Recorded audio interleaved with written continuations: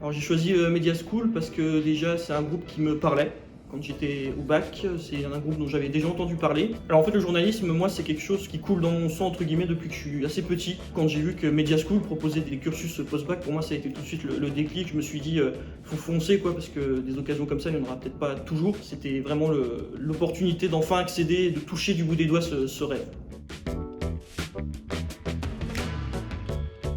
Alors moi je suis journaliste sportif, qui est pour un média du coup alsacien, qui a la particularité d'être vraiment ancré sur le sport alsacien. Et donc moi mes missions, c'est vraiment des missions type de journaliste, c'est-à-dire couvrir tous les matchs sportifs, réaliser des interviews, des analyses d'après-match, des articles aussi bien écrits que sur le web.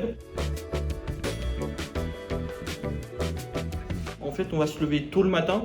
Le premier réflexe, même avant d'arriver au bureau ou sur le lieu où on doit aller, c'est de checker le téléphone, les réseaux sociaux, les alertes infos qui sont tombées pendant la nuit, si besoin de faire un article, et après seulement on va au bureau, on fait un petit brief avec le rédacteur en chef, on se répartit les articles à faire sur la journée. Le week-end on est très axé sur le Racing Club de Strasbourg, qui joue en général le dimanche, donc le samedi ça va être une préparation on va dire articles d'avant-match, analyse, etc. Il y a aussi les conférences de presse. Et puis il y a le dimanche, le jour de match. Et là, c'est un rush en fait. On arrive vers midi au stade, midi 13h. Après, il faut préparer encore les compositions d'équipe. Il y a le match, il y a les conférences d'après-match. Et on sort du stade, on arrive à midi, on sort du stade, il est 20 à 21h, parce qu'il faut faire les conférences d'après-match et tout. Alors le projet dont je suis le plus fier, c'est un projet qu'on a avec Alsasport. Du coup, c'est tous les 6 mois, on sort un hors-série, un livre d'une centaine de pages, dans lequel on a un thème bien précis. Et à la fin, tu vois ce livre rempli, et tu dis, ouais, c'est moi, mais c'est pas que moi, évidemment. Il y a vraiment une équipe formidable qui travaille dessus. Et tu dis, en fait, c'est le fruit de notre travail d'équipe, quoi. Et c'est vraiment cette plus grosse fierté. C'est difficile de réussir dans le journalisme sans être très bon en langue française.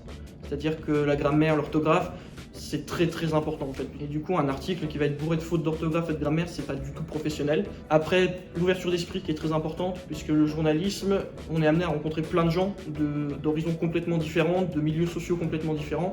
Et il faut en fait être capable d'approcher ces personnes-là sans jugement, sans a priori, et de pouvoir rester toujours professionnel, même sur des situations qui peuvent nous émouvoir ou quoi. Et enfin, les langues étrangères.